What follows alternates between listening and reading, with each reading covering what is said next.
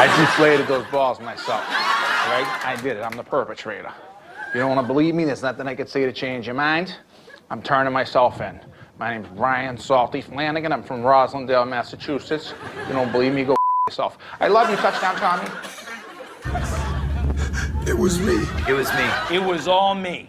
It was totally me. I am the locker room guy. I am the locker room guy. I'm the locker room guy. I'm the locker room guy. I'm the locker room guy. Take a good look, America. I'm the locker room guy. Now leave Tom Brady alone. Tom Brady had nothing to do with this because he was too busy being awesome. Let me ask you a question, all right?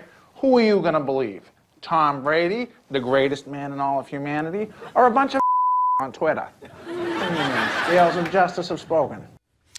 Look, no one who covers the NFL will say this out loud for fear of never being allowed to apply for a Super Bowl credential ever again. Trust me, with a fair number of those to my credit, I can tell you getting one is the everyday life equivalent to having every wish you ever wanted granted. That would include ensuring Rosie O'Donnell never speaks again.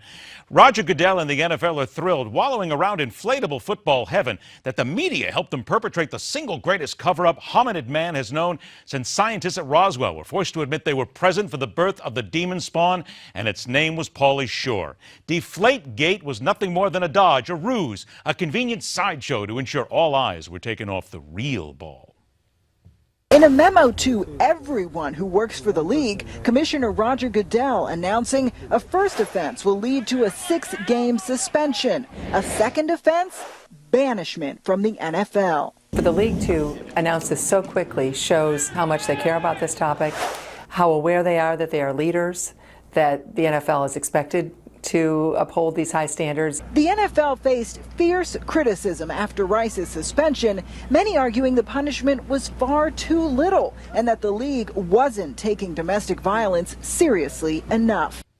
The NFL needed to ensure that fans were led by the eye, ears, nose, throat, and will buy anything with the team logo on it wallet, away from the various real-life issues that are plaguing them. After all, this is football. This isn't real life. It's not even close.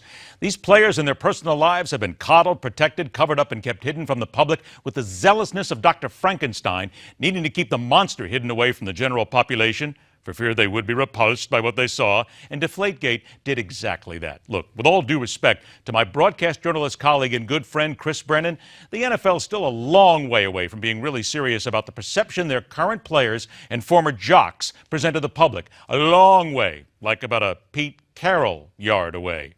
But I digress. Well, one last Super Bowl note for you. 42-year-old NFL Hall of Famer Warren Sapp was arrested this morning for soliciting a prostitute in Phoenix.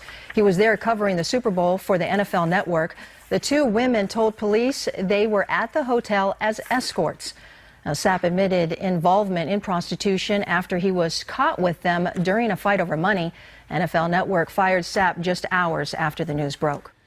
Warren Sapp, proving that sometimes fate chooses the proper last name for those special folks, did work for the NFL and their network until the day after the Super Bowl when he was out hiring hookers. Let's forget for a moment that Sapp is about helping aid and abet the growing sex and human trafficking trade in this country, or that he's married. But this is a guy who was under investigation for domestic violence 5 years ago, the day before a Super Bowl in Miami. Fortunate to have the charge dropped when some inconsistencies were noted during the investigation. His employer at the time, the NFL Network, said they'd sit down and have a talk with him. Well, Sapp kept his job, and apparently the talking to didn't do much to dissuade him from keeping his hands clean. Hey, old habits die hard. But Sapp stayed around because he's one of the best D players to ever put on a uniform. Hall of Famer, speaks his mind. More often than not without the clutch in gear before the mouth begins to move. But he makes news and makes the glaze-eyed fans happy to hear him bellow and blurt out sheer nonsense in a language that can only be interpreted by someone with a linguistics degree. He's just the kind of upstanding person the NFL would do whatever it takes to employ. A dirty player who knocked out opponents for 5 weeks. One guy, 5 weeks, with a cheap shot.